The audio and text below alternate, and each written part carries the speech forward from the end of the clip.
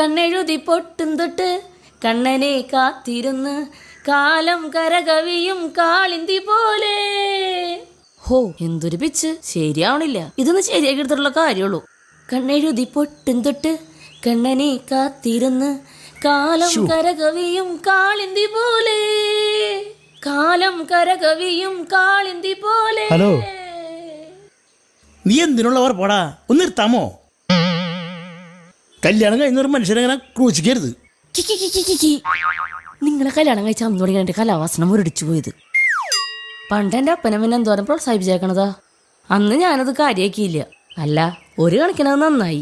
ഞാനെങ്ങാനും വല്ല കലാതിലക കഴിഞ്ഞ് സിനിമയിൽ അഭിനയിക്കേണ്ട വന്നാനെ. വേഗം ചെല്ലി, ഇപ്പൊ എടുക്കും. എന്നാൽ ഈ പാട്ടൊന്നും മര്യാദയ്ക്ക് പാടണമല്ല.